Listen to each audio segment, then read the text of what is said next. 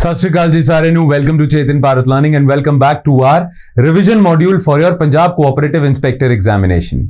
इस मॉड्यूल ਦੇ ਵਿੱਚ ਅਸੀਂ ਤੁਹਾਡੇ ਜੀਕੇ ਪੋਰਸ਼ਨ ਦੀ ਰਿਵੀਜ਼ਨ ਕਰ ਰਹੇ ਹਾਂ थ्रू MCQs। नाउ मैं ਜਿਹੜੇ ਤੁਹਾਡੇ ਲੈਕਚਰਸ ਲੈ ਰਿਹਾ ਨਾ, ਮੈਂ ਸਾਇੰਸ ਐਂਡ ਟੈਕਨੋਲੋਜੀ ਕਵਰ ਕਰ ਰਿਹਾ MCQs ਰਾਹੀਂ। ਨਾउ ਸਾਇੰਸ ਐਂਡ ਟੈਕਨੋਲੋਜੀ ਦੇ ਕਾਫੀ ਲੈਕਚਰਸ ਕਵਰ ਹੋ ਚੁੱਕੇ हैं थ्रू MCQs, ਕਾਫੀ ਟੌਪਿਕਸ ਅਸੀਂ ਕਵਰ ਕਰ ਚੁੱਕੇ ਹਾਂ। ਅੱਜ ਦਾ ਜਿਹੜਾ ਲੈਕਚਰ ਹੈ ਜਿਸ ਨੂੰ ਅਸੀਂ MCQs ਰਾਹੀਂ ਕਵਰ ਕਰਾਂਗੇ ਉਹ ਹੈਗਾ ਨੈਨੋ ਟੈਕਨੋਲੋਜੀ ਤੇ based.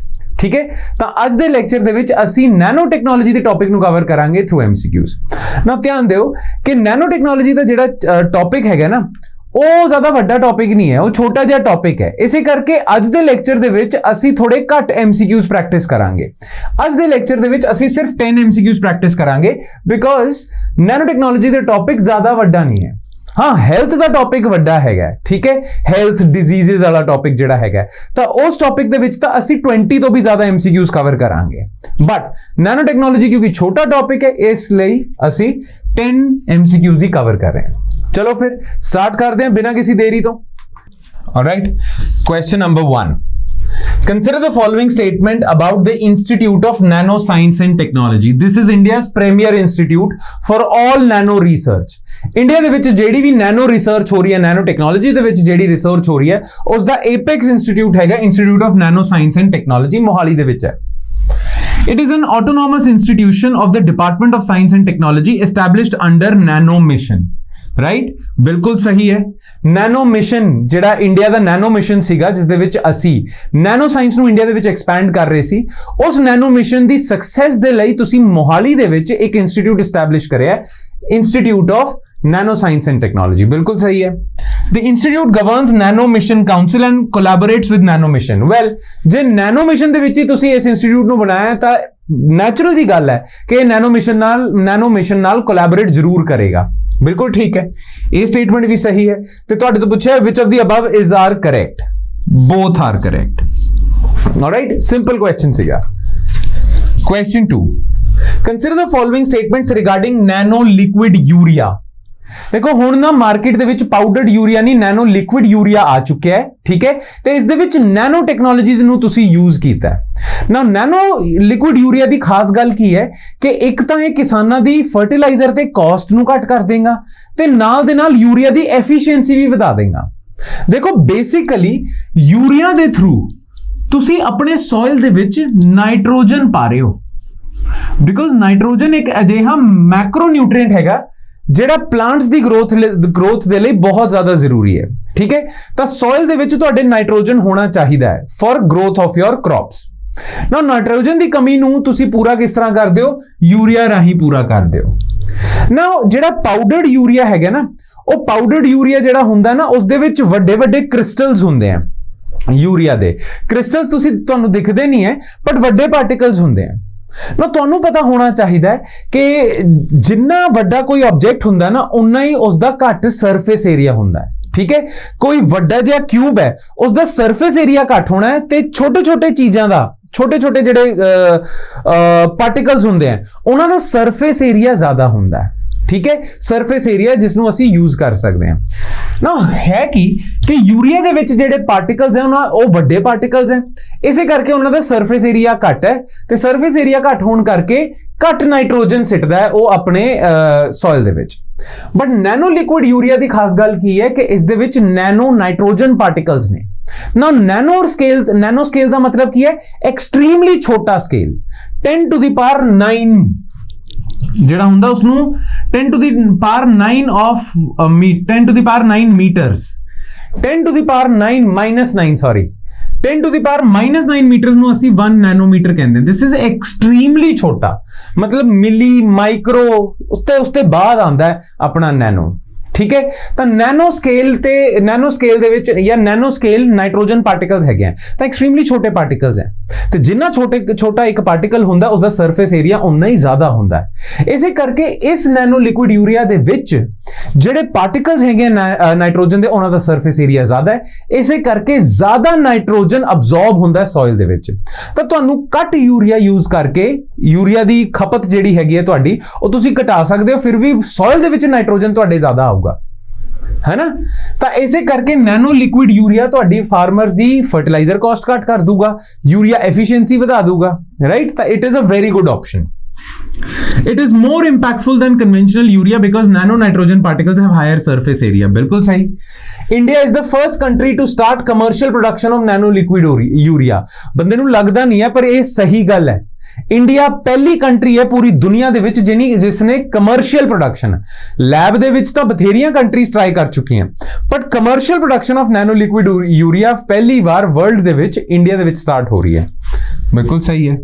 It's use will reduce the fertiliser cost for farmers. ਮੈਂ ਦੱਸਿਆ ਹੀ ਹੈ ਥੋੜੀ ਦੇਰ ਪਹਿਲਾਂ। ਤਾਂ this is also correct. The correct answer is D. Alright, चलो question 3। A microbial fuel cell is a device that converts। now microbial fuel cell ਕੀ ਹੁੰਦਾ ਹੈ? ਦੇਖੋ ਤੁਹਾਨੂੰ ਬੈਟਰੀ ਬਾਰੇ ਪਤਾ, ਜਿਹੜੇ ਸੈੱਲ ਹੁੰਦੇ ਤੁਹਾਡੇ ਰਿਮੋਟ, ਏਸੀ ਦੇ ਰਿਮੋਟ ਦੇ ਵਿੱਚ, ਟੀਵੀ ਦੇ ਰਿਮੋਟ ਦੇ ਵਿੱਚ ਜਿਹੜੇ ਸੈੱਲ ਪੈਂਦੇ ਹੈ ਹਨਾ, ਉਹ ਸੈੱਲ ਹੁੰਦੇ ਕੀ ਹੈ? ਉਹਨਾਂ ਸੈੱਲ ਦੇ ਵਿੱਚ ਨਾ ਕੈਮੀਕਲਸ ਹੁੰਦੇ ਹੈ। ਤਾਂ because of ਦੋਸ chemical reactions electricity produce ਹੁੰਦੀ ਹੈ। ਬੇਸਿਕਲੀ ਜਿਹੜੀ ਬੈਟਰੀ ਹੁੰਦੀ ਹੈ, ਸੈੱਲ ਹੁੰਦਾ ਹੈ, ਉਸ ਦੇ ਵਿੱਚ ਹੁੰਦਾ ਕੀ ਹੈ? ਕੈਮੀਕਲਸ ਹੁੰਦੇ ਹਨ ਤੇ ਕੈਮੀਕਲ ਰਿਐਕਸ਼ਨ ਹੁੰਦਾ ਹੈ ਤੇ ਉਸੇ ਕੈਮੀਕਲ ਰਿਐਕਸ਼ਨ ਰਾਹੀਂ ਇਲੈਕਟ੍ਰੀਕਲ એનર્ਜੀ ਨਿਕਲਦੀ ਹੈ ਤੇ ਤੁਹਾਡਾ ਰਿਮੋਟ ਚੱਲਦਾ ਹੈ, ਹੋਰ ਬਥੇਰੀਆਂ ਚੀਜ਼ਾਂ ਚੱਲਦੀਆਂ, ਰਾਈਟ। ਤਾਂ ਬੇਸਿਕਲੀ ਜਿਹੜਾ ਇੱਕ ਸੈੱਲ ਹੁੰਦਾ ਹੈ ਨਾ, that converts chemical energy into electric energy। Cell ਦੇ ਵਿੱਚ ਤਾਂ ਕੈਮੀਕਲਸ ਹੈਗੇ ਆ, ਉਹ ਕੈਮੀਕਲ એનર્ਜੀ ਨੂੰ ਇਲੈਕਟ੍ਰਿਕ એનર્ਜੀ ਦੇ ਵਿੱਚ ਕਨਵਰਟ ਕਰਦਾ, ਤਾਂ ਤਾਈਓ ਤੁਹਾਡੇ ਰਿਮੋਟਸ ਚੱਲਦੇ ਆ, ਹੈਨਾ। ਨਾ ਮਾਈਕਰੋਬੀਅਲ ਫਿਊਲ ਸੈੱਲ ਕੀ ਹੈ? ਮਾਈਕਰੋਬੀਅਲ ਫਿਊਲ ਸੈੱਲ ਇੱਕ ਇਹੋ ਜਿਹੀ ਬੈਟਰੀ ਹੈ ਜਿਸ ਦੇ ਵਿੱਚ ਕੈਮੀਕਲਸ ਤਾਂ ਹੈਗੇ ਪਰ ਉਹਨਾਂ ਕੈਮੀਕਲਸ ਦੇ ਵਿੱਚ ਰਿਐਕਸ਼ਨ ਨਹੀਂ ਹੋ ਰਿਹਾ, ਠੀਕ ਹੈ। ਰਿਐਕਸ਼ਨ ਹੋਊਗਾ ਜਦ ਕੈਮੀਕਲਸ ਦੇ ਵਿੱਚ, ਤਾਂ ਹੀ ਤਾਂ ਇਲੈਕਟ੍ਰਿਕ એનર્ਜੀ ਨਿਕਲਣੀ ਹੈ ਨਾ। ਉਹਨਾਂ ਕੈਮੀਕਲਸ ਦੇ ਵਿੱਚ ਰਿਐਕਸ਼ਨ ਕਰਾਉਣ ਲਈ ਤੁਹਾਨੂੰ ਬੈਕਟੀਰੀਆ ਇਨਸਰਟ ਕਰਨਾ ਪੈਂਦਾ ਹੈ, ਠੀਕ ਹੈ। ਤੇ ਬੈਕਟੀਰੀਆ ਨੂੰ ਅਸੀਂ ਮਾਈਕਰੋਬਸ ਹੀ ਕਹਿੰਦੇ ਹਾਂ, ਹਨਾ। ਤਾਂ ਬੈਕਟੀਰੀਆ, ਵਾਇਰਸ, ਫੰਜਾਈ, ਇਹ ਸਾਰੇ ਮਾਈਕਰੋਬਸ ਹੀ ਹੁੰਦੇ ਆ। ਤਾਂ ਬੈਕਟੀਰੀਆ ਦੇ ਥਰੂ ਤੁਸੀਂ ਕੈਮੀਕਲ એનર્ਜੀ ਤੋਂ ਇਲੈਕਟ੍ਰਿਕ એનર્ਜੀ ਪ੍ਰੋਡਿਊਸ ਕਰ ਰਹੇ ਹੋ, ਇਸੇ ਕਰਕੇ ਇਸ ਦਾ ਨਾਮ ਹੈਗਾ ਮਾਈਕਰੋਬੀਅਲ ਫਿਊਲ ਸੈੱਲ। ਜਿਹੜਾ ਫਿਊਲ ਹੈਗਾ ਉਹ ਤਾਂ ਕੈਮੀਕਲਸ ਹੈਗੇ ਆ, ठीक है। ना ये bacteria aids in the chemical reaction, this chemical reaction generates electrons, electric energy निकलती है फिर, राइट। तो इसे करके ਅਸੀਂ ਇਸ ਨੂੰ माइक्रोबियल फ्यूल सेल कहते हैं। Microbial because it uses microbes for converting chemical energy into electric energy. Chemical energy to electrical energy by the action of micro organisms, absolutely यही हैगा माइक्रोबियल फ्यूल सेल। बाकी ਤਿੰਨੇ ਜਿਹੜੇ ਆਪਸ਼ਨਸ ਨੇ ਉਹ incorrect ਨੇ, ठीक है। तो इसे क्वेश्चन का आंसर हैगा ए। Next, with reference to carbon nanotubes consider the following statements। now ਜੇ ਤੁਸੀਂ ਨੈਨੋ ਟੈਕਨੋਲੋਜੀ ਪੜ੍ਹ ਚੁੱਕੇ ਹੋ ਇੱਕ ਵਾਰੀ ਤਾਂ ਤੁਹਾਨੂੰ ਕਾਰਬਨ ਨੈਨੋਟਿਊਬਸ ਬਾਰੇ ਤਾਂ ਜ਼ਰੂਰ ਪਤਾ ਹੋਣਾ, because carbon nanotubes are the most famous element of nano technology, ठीक है। नैनो टेक्नोलॉजी दी जिन्नियां भी एप्लीकेशंस तुसी सुनदे हो ना, सब तो ज्यादा एप्लीकेशंस हैगियां कार्बन नैनो ट्यूब्स दी। इस दे विच हुंदा की है कि carbon at nano scale, extremely छोटे स्केल दे विच ना ट्यूब्स फॉर्म करदा है। कार्बन दे एटम्स ना ट्यूब्स फॉर्म करदे हैं, छोटी छोटी नैनो स्केल, नैनोमीटर दी ट्यूब्स हुंदी है, राइट। ते जब तुसी डिफरेंट कार्बन ट्यूब्स नू, नैनो ट्यूब्स नू ਕੰਬਾਈਨ ਕਰ ਦਿੰਦੇ ਹੋ ਤਾਂ ਇੱਕ ਚੇਨ ਬਣਾ ਦਿੰਦੇ ਹੋ, ਤਾਂ ਜਿਹੜਾ ਮਟੀਰੀਅਲ ਬਣਦਾ ਨਾ ਇਹ ਛੋਟੀ ਛੋਟੀ ਕਾਰਬਨ ਨੈਨੋ ਟਿਊਬਸ ਨੂੰ ਕੰਬਾਈਨ ਕਰਕੇ, ਉਸ ਮਟੀਰੀਅਲ ਨੂੰ ਤੁਸੀਂ ਕਾਰਬਨ ਨੈਨੋ ਟਿਊਬਸ ਮਟੀਰੀਅਲ ਕਹਿੰਦੇ ਹੋ। ਤੇ ਇਸ ਮਟੀਰੀਅਲ ਦੀ ਖਾਸ ਗੱਲ ਪਤਾ ਕੀ ਹੈ? ਤਾਈਓ ਤਾਂ ਅਸੀਂ ਕਹਿੰਦੇ ਹਾਂ ਕਿ ਨੈਨੋ ਟੈਕਨੋਲੋਜੀ ਦੀ ਬਥੇਰੀਆਂ ਐਪਲੀਕੇਸ਼ਨਸ ਹੈਗੀਆਂ। ਇਸ ਮਟੀਰੀਅਲ ਦੀ ਖਾਸ ਗੱਲ ਕੀ ਹੈ ਕਿ ਬਣਾ ਤਾਂ ਕਾਰਬਨ ਦਾ ਹੈ, ਤੇ ਅਸੀਂ ਜਾਣਦੇ ਹਾਂ carbon is not a good conductor of electricity. Many various forms of carbon, diamond is not a good conductor of electricity, coal is not a good conductor of electricity, graphite ਥੋੜਾ ਜਿਹਾ ਹੈਗਾ, but mostly carbon ਦੇ ਜਿਹੜੇ farms ਨੇ, carbon ਦੇ ਜਿਹੜੇ ਐਲੋਟ੍ਰੋਪਸ ਨੇ, they are not good conductors of electricity। ਪਰ ਜਦ ਤੁਸੀਂ ਕਾਰਬਨ ਨੈਨੋ ਟਿਊਬਸ ਯੂਜ਼ ਕਰਦੇ ਹੋ, ਨੈਨੋ ਟੈਕਨੋਲੋਜੀ ਨੂੰ ਯੂਜ਼ ਕਰਦੇ ਹੋ ਕਾਰਬਨ ਦੇ ਵਿੱਚ, ਤਾਂ it becomes a very good conductor of heat, it becomes a very good conductor of electricity, so much so ਕਿ it becomes a better conductor of heat and electricity than even copper। copper the virus ਬਣੀ ਹੈ ਪੂਰੀ ਦੁਨੀਆ ਦੇ ਵਿੱਚ, ਜਿੰਨੀਆਂ ਵੀ virus ਹੁੰਦੀਆਂ electricity ਦੀ, ਉਹ copper ਦੀ ਬਣੀ ਹੈ। ਪਰ carbon nano tubes are better in terms of conducting electricity and heat, ठीक है। So these nanotubes can conduct heat and electricity better than copper। ਤਾਂ ਕਾਰਬਨ ਨੈਨੋਟਿਊਬਸ ਦੀ ਇਲੈਕਟ੍ਰਿਸਿਟੀ ਦੇ ਵਿੱਚ ਐਪਲੀਕੇਸ਼ਨਸ ਹੈਗੀਆਂ, ਪਰ ਤੁਹਾਨੂੰ ਪਤਾ ਹੈ ਕਾਰਬਨ ਨੈਨੋਟਿਊਬਸ ਦੀ ਕੰਸਟਰਕਸ਼ਨ ਦੇ ਵਿੱਚ ਵੀ ਐਪਲੀਕੇਸ਼ਨਸ ਹੋ ਸਕਦੀਆਂ, because carbon nanotubes are stronger than steel, ठीक है। ਤਾਂ 에ਅਰਕ੍ਰਾਫਟ ਸਾਡੇ ਨਾ ਸਟੀਲ ਦੇ ਬਣਦੇ ਆ, ਬਟ 에ਅਰਕ੍ਰਾਫਟ ਜਿੰਨੇ ਲਾਈਟ ਵੇਟ ਹੋਣ ਉਹਨਾਂ ਵਧੀਆ ਉਹਨਾਂ ਦੀ ਸਪੀਡ ਵਗੈਰਾ 에ਅਰੋਡਾਇਨਾਮਿਕਸ ਹੋਣਗੇ। ਅੱਜ ਤਾਂ ਅਸੀਂ ਸਟੀਲ ਦੇ ਬਣਾ ਰਹੇ ਹਾਂ because steel material is durable ਵਗੈਰਾ, ਬਟ ਕਹਿੰਦੇ carbon nano tubes are stronger than steel and lighter than steel also. ਤਾਂ ਤੁਸੀਂ ਸਟਰੋਂਗਰ ਜਹਾਜ਼ ਬਣਾ ਸਕਦੇ ਹੋ of a lighter material, light weight stronger ਜਹਾਜ਼ ਤੁਸੀਂ ਬਣਾ ਸਕਦੇ ਹੋ ਯੂਜ਼ਿੰਗ ਕਾਰਬਨ ਨੈਨੋ ਟਿਊਬਸ। ਠੀਕ ਹੈ, so they have higher strength than steel but also weigh significantly more. ਨਾ, they have higher strength than steel but weigh significantly less than steel. ਇਹੀ ਤਾਂ ਖਾਸ ਗੱਲ ਹੈ ਇਸ ਦੀ। This statement is false. Correct ਪੁੱਛਿਆ ਤੁਹਾਡੇ ਤੋਂ one only. Next, consider the following statements regarding hydrogen as an energy source. देखो आजकल ना हाइड्रोजन बेस्ड इकोनॉमी ਦੀ ਗੱਲ ਚੱਲ ਰਹੀ ਹੈ ਕਿ ਤੁਸੀਂ ਫੋਸਿਲ ਫਿਊਲਸ, ਕੋਲ, ਪੈਟਰੋਲ, ਡੀਜ਼ਲ, ਨੈਚੁਰਲ ਗੈਸ, ਇਹਨਾਂ ਦੀ ਥਾਂ ਤੇ ਤੁਸੀਂ ਹਾਈਡਰੋਜਨ ਨੂੰ ਯੂਜ਼ ਕਰੋ ਐਜ਼ ਐਨ એનર્ਜੀ ਸੋਰਸ। ਠੀਕ ਹੈ, ਜੇ ਤੁਹਾਡੇ ਗੱਡੀ ਦੇ ਇੰਜਨਸ ਹਾਈਡਰੋਜਨ ਨੂੰ ਯੂਜ਼ ਕਰਾਂਗੇ ਐਜ਼ ਫਿਊਲਸ, ਜੇ ਤੁਹਾਡੇ ਹੋਰ ਬਥੇਰੇ એનર્ਜੀ ਦੇ ਸੋਰਸਸ ਜਿਹੜੇ ਹੈਗੇ એનર્ਜੀ ਜਿੱਦਾਂ ਜਨਰੇਟਰਸ ਹੈਗੇ ਆ, ਉਹ ਜੇ ਹਾਈਡਰੋਜਨ ਯੂਜ਼ ਕਰਨਗੇ ਤਾਂ ਉਹ ਬੈਟਰ ਆਲਟਰਨੇਟਿਵ ਹੈ than fossil fuels. Fossil fuels ਤਾਂ are polluting, plus they emit a lot of carbon dioxide in the atmosphere that causes global warming. But ਜੇ ਤੁਸੀਂ ਇਹਨਾਂ ਫੋਸਿਲ ਫਿਊਲਸ ਦੀ ਥਾਂ ਤੇ ਹਾਈਡਰੋਜਨ ਨੂੰ ਯੂਜ਼ ਕਰਦੇ ਹੋ ਤਾਂ hydrogen is a better source of energy, plus it does not emit that much of carbon dioxide। ਠੀਕ ਹੈ, ਇਸੇ ਕਰਕੇ ਕਹਿ ਰਹੇ ਹਾਂ ਕਿ ਤੁਹਾਨੂੰ ਹਾਈਡਰੋਜਨ ਬੇਸਡ ਇਕਨੋਮੀ ਤੇ ਸ਼ਿਫਟ ਕਰ ਜਾਣਾ ਚਾਹੀਦਾ ਹੈ because hydrogen is a non polluting fuel. ਇਹਨਾਂ ਪੋਲਿਊਸ਼ਨ ਨਹੀਂ ਕਰਦਾ, ਗ੍ਰੀਨ ਹਾਊਸ ਗੈਸਿਸ ਨਹੀਂ ਇਮਿਟ ਕਰਦਾ। ਨਾਓ ਹਾਈਡਰੋਜਨ ਨੂੰ ਐਜ਼ ਅ ਫਿਊਲ ਜੇ ਤੁਸੀਂ ਯੂਜ਼ ਕਰਨਾ ਹੈ ਤਾਂ ਹਾਈਡਰੋਜਨ ਦੀ ਪ੍ਰੋਡਕਸ਼ਨ ਵਧਾਣੀ ਪੈਣੀ ਹੈ, ਰਾਈਟ? ਤੇਲ ਦੀ ਤਾਂ ਪ੍ਰੋਡਕਸ਼ਨ ਠੀਕ ਠਾਕ ਹੈਗੀ ਹੈ, ਕੋਇਲੇ ਦੀ ਪ੍ਰੋਡਕਸ਼ਨ ਠੀਕ ਠਾਕ ਹੈਗੀ ਹੈ, ਬਟ ਹਾਈਡਰੋਜਨ ਦੀ ਪ੍ਰੋਡਕਸ਼ਨ ਹੋਣੀ ਚਾਹੀਦੀ ਹੈ ਠੀਕ ਠਾਕ, ਤਾਂ ਹੀ ਤਾਂ ਹਾਈਡਰੋਜਨ ਵੁੱਡ ਰਿਪਲੇਸ ਕੋਲ and fossil petrol and diesel, right? ਨਾ ਹਾਈਡਰੋਜਨ ਨੂੰ ਪ੍ਰੋਡਿਊਸ ਕਰਨ ਲਈ ਬਹੁਤ ਸਾਰੇ ਤਰੀਕੇ ਨੇ, ਉਹ ਤਰੀਕਿਆਂ ਦੇ ਬੇਸਿਸ ਤੇ ਤੁਸੀਂ ਹਾਈਡਰੋਜਨ ਦੇ ਅੱਗੇ ਕਲਰ ਕੋਡਿੰਗ ਦਿੱਤੀ ਹੋਈ ਹੈ। ਠੀਕ ਹੈ, ਇੱਕ ਤਾਂ ਸਭ ਤੋਂ ਵਧੀਆ ਨਾਨ ਪੋਲਿਊਟਿੰਗ ਤਰੀਕਾ of producing hydrogen is green hydrogen. ਇਸ ਦੇ ਵਿੱਚ ਹੁੰਦਾ ਕੀ ਹੈ, ਤੁਸੀਂ ਵਾਟਰ, ਤੁਸੀਂ ਸਾਰੇ ਜਾਣਦੇ ਹੋ ਵਾਟਰ ਬਣਾ H2O ਦਾ, ਤਾਂ ਤੁਸੀਂ ਇਸ H ਤੇ O ਨੂੰ ਸੈਪਰੇਟ ਕਰ ਦਿਓ। ਠੀਕ ਹੈ, ਵਾਟਰ ਬਣਾ ਹੀ H2O ਦਾ, H2O ਹੀ ਹੈ ਵਾਟਰ, ਤੇ ਤੁਸੀਂ ਜਦ H ਤੇ O ਨੂੰ ਸੈਪਰੇਟ ਕਰ ਦਿੰਦੇ ਹੋ ਤੁਹਾਨੂੰ ਹਾਈਡਰੋਜਨ ਮਿਲ ਜਾਂਦਾ ਹੈ। ਬਟ ਇਸ H ਤੇ O ਨੂੰ ਸੈਪਰੇਟ ਕਰਨ ਲਈ ਤੁਹਾਨੂੰ ਕਰਨਾ ਪੈਂਦਾ ਇਲੈਕਟ੍ਰੋਲਿਸਿਸ। Here's some information. ਰਾਈਟ, ਤੁਹਾਨੂੰ ਇਲੈਕਟ੍ਰੋਲਿਸਿਸ ਕਰਨਾ ਪੈਂਦਾ। ਨਾਓ ਜੇ ਤੁਸੀਂ ਇਲੈਕਟ੍ਰੋਲਿਸਿਸ ਕਰ ਰਹੇ ਹੋ ਵਾਟਰ ਦਾ, ਜਿਹਦੇ ਰਾਹੀਂ ਤੁਸੀਂ ਹਾਈਡਰੋਜਨ ਪ੍ਰੋਡਿਊਸ ਕਰ ਰਹੇ ਹੋ, ਪਰ ਇਸ ਇਲੈਕਟ੍ਰੋਲਿਸਿਸ ਨੂੰ ਕਰਨ ਲਈ ਤੁਸੀਂ ਜਿਹੜੀ ਇਲੈਕਟ੍ਰਿਸਿਟੀ ਯੂਜ਼ ਕਰ ਰਹੇ ਹੋ ਉਹ ਸੋਲਰ ਤੇ ਵਿੰਡ ਤੋਂ ਆ ਰਹੀ ਹੈ, ਰੀਨਿਊਏਬਲ એનર્ਜੀ ਰਿਸੋਰਸਿਸ ਤੋਂ ਆ ਰਹੀ ਹੈ, ਤਾਂ ਤੁਸੀਂ ਬਿਲਕੁਲ ਵੀ ਪੋਲਿਊਸ਼ਨ ਨਹੀਂ ਕਰ ਰਹੇ। ਠੀਕ ਹੈ, ਜੇ ਤੁਸੀਂ ਨਾਰਮਲ ਬਿਜਲੀ ਯੂਜ਼ ਕਰਦੇ ਹੋ, ਫॉर ਐਗਜ਼ਾਮਪਲ ਜਿਹੜੀ ਕੋਇਲੇ ਤੋਂ ਬਿਜਲੀ ਬਣੀ ਹੈ, ਥਰਮਲ ਪਾਵਰ ਪਲਾਂਟਸ ਤੋਂ ਜਿਹੜੀ ਬਿਜਲੀ ਬਣੀ ਹੈ, ਉਸ ਬਿਜਲੀ ਨੂੰ ਤੁਸੀਂ ਯੂਜ਼ ਕਰਕੇ ਜੇ ਇਲੈਕਟ੍ਰੋਲਿਸਿਸ ਕਰ ਰਹੇ ਹੋ ਤਾਂ ਫਿਰ ਵੀ ਤੁਸੀਂ ਥੋੜੀ ਬਹੁਤੀ ਗ੍ਰੀਨ ਹਾਊਸ ਗੈਸਿਸ ਇਮਿਟ ਕਰ ਰਹੇ ਹੋ ਬਿਕਾਜ਼ ਕੋਇਲੇ ਨੂੰ ਬਰਨ ਕਰਕੇ ਅਸੀਂ ਇਹ ਬਿਜਲੀ ਪ੍ਰੋਡਿਊਸ ਕਰਦੇ ਤਾਂ ਗ੍ਰੀਨ ਹਾਊਸ ਗੈਸਿਸ ਤਾਂ ਨਿਕਲ ਰਹੀਆਂ। ਪਰ ਜੇ ਤੁਸੀਂ ਸੋਲਰ એનર્ਜੀ ਨੂੰ ਯੂਜ਼ ਕਰਕੇ ਇਲੈਕਟ੍ਰੋਲਿਸਿਸ ਕਰ ਰਹੇ ਹੋ ਤਾਂ ਬਿਲਕੁਲ ਵੀ ਕਿਸੇ ਵੀ ਪੋਰਸ਼ਨ ਦੇ ਵਿੱਚ ਗ੍ਰੀਨ ਹਾਊਸ ਗੈਸਿਸ ਇਮਿਟ ਹੀ ਨਹੀਂ ਹੋ ਰਹੀਆਂ, ਹੈ ਨਾ? ਤਾਂ that is why it is non as green hydrogen. Green hydrogen ਦੀ ਖਾਸ ਗੱਲ ਕੀ ਹੈ ਕਿ ਇੱਕ ਤਾਂ ਗ੍ਰੀਨ ਹਾਈਡਰੋਜਨ ਆਪ ਹਾਈਡਰੋਜਨ ਜਿਹੜਾ ਹੈਗਾ ਜਦ ਉਸਨੂੰ ਤੁਸੀਂ ਬਰਨ ਕਰਦੇ ਹੋ ਤਾਂ ਫਿਊਲ ਗ੍ਰੀਨ ਹਾਊਸ ਗੈਸਿਸ ਨਹੀਂ ਨਿਕਲਦੀਆਂ, ਤੇ ਹਾਈਡਰੋਜਨ ਨੂੰ ਪ੍ਰੋਡਿਊਸ ਕਰਨ ਲਈ ਜਿਹੜੀ ਇਲੈਕਟ੍ਰਿਸਿਟੀ ਤੁਸੀਂ ਯੂਜ਼ ਕਰ ਰਹੇ ਹੋ ਉਹ ਵੀ ਰੀਨਿਊਏਬਲ ਸੋਰਸਸ ਤੋਂ ਆ ਰਹੀ ਹੈ, ਤਾਂ ਨੋ ਗ੍ਰੀਨ ਹਾਊਸ ਗੈਸ ਐਮਿਸ਼ਨ ਹੁੰਦੀ ਹੈ ਗ੍ਰੀਨ ਹਾਈਡਰੋਜਨ। ਤੇ ਇੱਕ ਹੁੰਦਾ ਬਲੂ ਹਾਈਡਰੋਜਨ। ਨਾ ਬਲੂ ਹਾਈਡਰੋਜਨ ਦੇ ਵਿੱਚ ਪਤਾ ਕੀ ਹੈ, ਤੁਸੀਂ ਨੈਚੁਰਲ ਗੈਸ ਨੂੰ ਯੂਜ਼ ਕਰਦੇ ਹੋ ਹਾਈਡਰੋਜਨ ਪ੍ਰੋਡਿਊਸ ਕਰਨ ਲਈ, ਤੁਸੀਂ ਪਾਣੀ ਦਾ ਇਲੈਕਟ੍ਰੋਲਿਸਿਸ ਨਹੀਂ ਕਰਦੇ।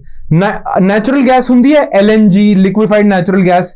ਨੈਚੁਰਲ ਗੈਸ ਤੋਂ ਤੁਸੀਂ ਹਾਈਡਰੋਜਨ ਕੱਢਦੇ ਹੋ, ਠੀਕ ਹੈ, ਤੇ ਉਸ ਪ੍ਰੋਸੈਸ ਦੇ ਵਿੱਚ ਜਿਹੜੀ ਗ੍ਰੀਨ ਹਾਊਸ ਗੈਸ ਐਮਿਸ਼ਨਸ ਹੋ ਰਹੀਆਂ, ਉਸ ਹਾਈਡਰੋਜਨ ਨੂੰ ਕੱਢਣ ਦੇ ਪ੍ਰੋਸੈਸ ਦੇ ਵਿੱਚ ਜਿਹੜੀ ਗ੍ਰੀਨ ਹਾਊਸ ਗੈਸ ਐਮਿਟ ਹੋ ਰਹੀ ਹੈ, ਉਸ ਗ੍ਰੀਨ ਹਾਊਸ ਗੈਸ ਨੂੰ ਤੁਸੀਂ ਕੈਪਚਰ ਕਰਕੇ ਸਟੋਰ ਕਰ ਦਿੰਦੇ ਹੋ ਅੰਡਰਗਰਾਉਂਡ।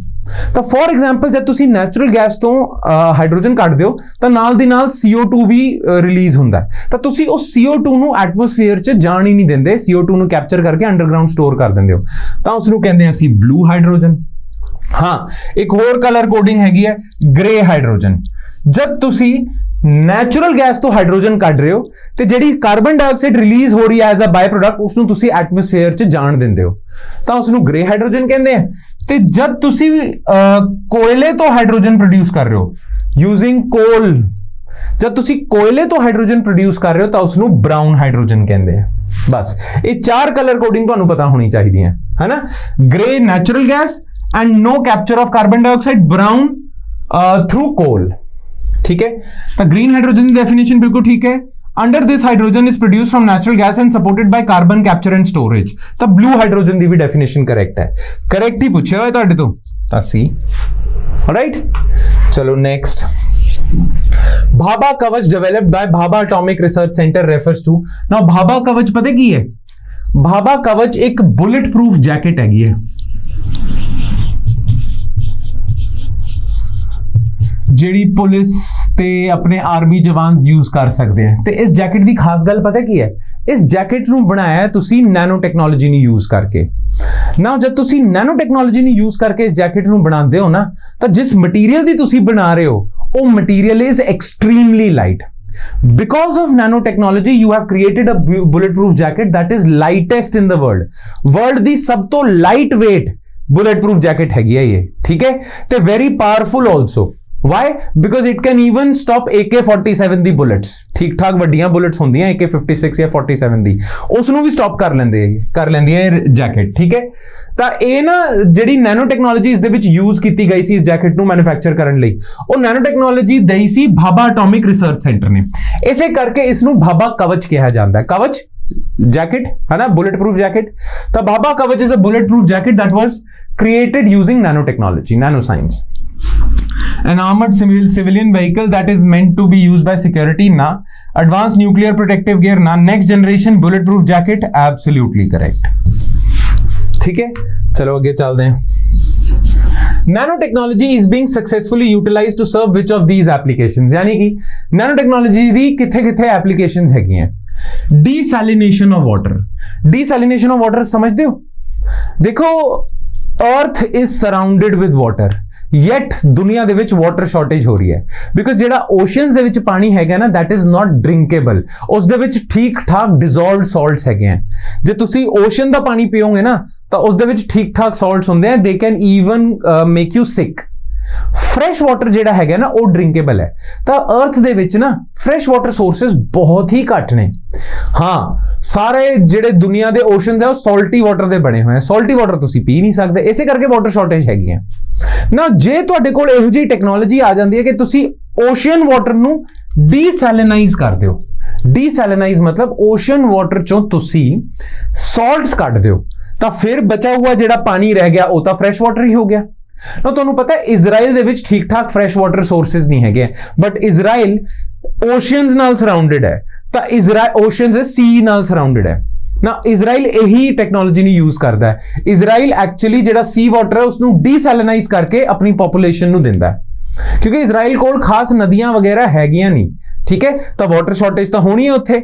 ਇਸੇ ਕਰਕੇ ਇਜ਼ਰਾਈਲ ਕੀ ਕਰਦਾ ਹੈ? ਇਜ਼ਰਾਈਲ ਜਿਹੜਾ ਸੀ ਵਾਟਰ ਉਸ ਨੂੰ ਡੀਸੈਲਿਨਾਈਜ਼ ਕਰਦਾ ਹੈ। ਤਾਂ ਤੁਹਾਨੂੰ ਪਤਾ nano technology can be used in desalination of water. ਪਤਾ ਕੀ ਕਰਦੇ ਹੈ? ਇੱਥੇ ਤੁਸੀਂ ਫਰੈਸ਼ ਵਾਟਰ ਰੱਖ ਦਿੰਦੇ ਹੋ ਤੇ ਇੱਥੇ ਰੱਖ ਦਿੰਦੇ ਹੋ ਸਲਾਈਨ ਵਾਟਰ, ਤੇ ਇਸ ਦੇ ਵਿੱਚ ਨਾ ਇੱਕ ਮੈਂਬਰੇਨ ਰੱਖ ਦਿੰਦੇ ਹੋ। ਤਾਂ ਉਸ ਮੈਂਬਰੇਨ ਦੇ ਉੱਤੇ ਤੁਸੀਂ ਨੈਨੋ ਪਾਰਟੀਕਲਸ ਲਾ ਦਿੰਦੇ ਹੋ। ਤਾਂ ਜਿਹੜਾ ਸਲਾਈਨ ਵਾਟਰ ਹੈ it flows into the fresh water. ਜਿਹੜਾ ਸਲਾਈਨ ਵਾਟਰ ਹੈ ਇਟ ਫਲੋ ਰਿਵਰਸ ਆਸਮੋਸਿਸ ਹੋ ਰਿਹਾ ਹੈ, it flows into the fresh water. ਤੇ ਜਿਹੜੇ ਮੈਂਬਰੇਨ ਦੇ ਉੱਤੇ ਨੈਨੋ ਪਾਰਟੀਕਲ ਸੀਗੇ ਉਹ ਸਾਲਟਸ ਨੂੰ ਫਿਲਟਰ ਕਰ ਦਿੰਦੇ ਆ, ਤੇ ਸਲਾਈਨ ਵਾਟਰ ਦੇ ਵਿੱਚ ਜਿਹੜਾ H2 ਹੈ ਉਹ ਤਾਂ ਪਾਸ ਕਰ ਜਾਂਦਾ ਮੈਂਬਰੇਨ ਥਰੂ, ਬਟ ਸਾਲਟਸ ਅਟਕ ਜਾਂਦੇ ਆ, right? Because of those nanoparticles on that membrane। ਤਾਂ ਇਸੇ ਕਰਕੇ it is used in desalination of water। ਤੇ obvious ਜੀ ਗੱਲ ਹੈ ਕਿ ਜੇ ਅਸੀਂ ਵਾਟਰ ਸੈਲਿਨਾਈਜ਼ੇਸ਼ਨ ਦੇ ਵਿੱਚ ਇਸ ਨੂੰ ਯੂਜ਼ ਕਰ ਸਕਦੇ ਤਾਂ ਵਾਟਰ ਪਿਊਰੀਫਿਕੇਸ਼ਨ ਦੇ ਵਿੱਚ ਵੀ ਯੂਜ਼ ਕਰ ਸਕਦੇ ਆ। ਉਹੀ ਤੁਸੀਂ ਮੈਂਬਰੇਨ ਰੱਖਣਾ ਤੇ ਇੱਥੇ ਰਾਈਟ ਸਾਈਡ ਤੇ ਰੱਖਣਾ ਤੁਸੀਂ ਡਰਟੀ ਵਾਟਰ, ਲੈਫਟ ਸਾਈਡ ਤੇ ਰੱਖਣਾ ਫਰੈਸ਼ ਵਾਟਰ, ਤੇ ਡਰਟੀ ਵਾਟਰ ਨੂੰ ਪਾਸ ਹੋਣ ਦੇਣਾ ਹੈ ਥਰੂ ਦਿਸ ਮੈਂਬਰੇਨ। ਤਾਂ ਵਾਟਰ ਪਾਸ ਹੋ ਜਾਊਗਾ, ਜਿਹੜਾ ਡਰਟ ਹੈ ਉਹ ਅਟਕ ਜਾਊਗਾ ਸੀਵ 'ਚ। ਉਹ ਸੀਵ ਬਣੀ ਹੋਈ ਹੈ, ਮੈਂਬਰੇਨ ਬਣਿਆ ਹੋਇਆ ਹੈ ਨੈਨੋ ਪਾਰਟੀਕਲਸ ਦਾ। ਤਾਂ ਵੇਸਟ ਵਾਟਰ ਟ੍ਰੀਟਮੈਂਟ ਵੀ ਕਰ ਸਕਦੇ ਹੋ ਇਸ ਦੇ ਨਾਲ। ਕਾਸਮੈਟਿਕਸ ਦੇ ਵਿੱਚ ਤਾਂ ਯੂਜ਼ ਹੁੰਦੇ ਹੀ ਹੈ ਨੈਨੋ ਪਾਰਟੀਕਲਸ, ਅੱਜ ਵੀ ਯੂਜ਼ ਹੁੰਦੇ ਆ। ਠੀਕ ਹੈ, ਬਹੁਤ ਪੁਰਾਣੇ ਯੂਜ਼ ਹੋ ਰਹੇ ਹਨ।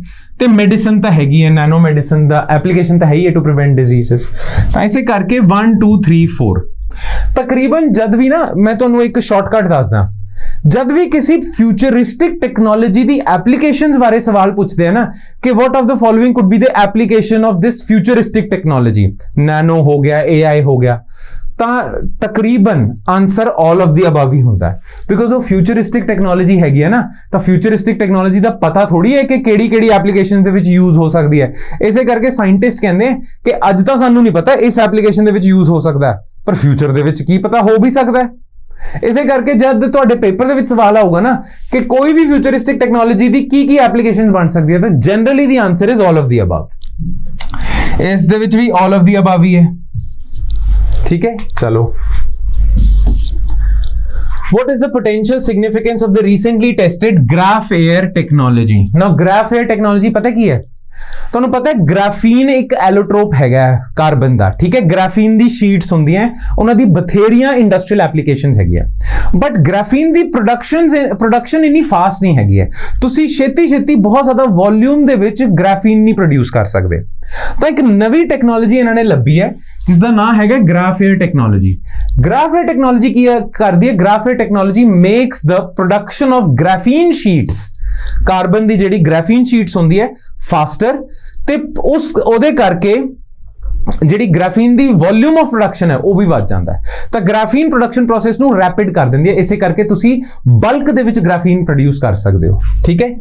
ਤਾਂ it will help in commercialisation of strongest and lightest known material derived from carbon. Yes, strong material ਵੀ ਹੈ ਗ੍ਰਾਫੀਨ ਦੀ ਸ਼ੀਟ, ਤੇ ਲਾਈਟ ਹੈ। ਗ੍ਰਾਫੀਨ ਦੀ ਸਿੰਗਲ ਐਟਮ ਸ਼ੀਟ ਹੁੰਦੀ ਹੈ ਨਾ, it is extremely light.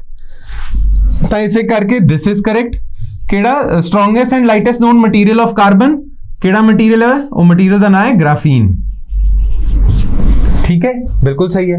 It will allow the use of nano crystals in studying glacial cycles and climate change। ना climate change दी application नहीं है graph air technology।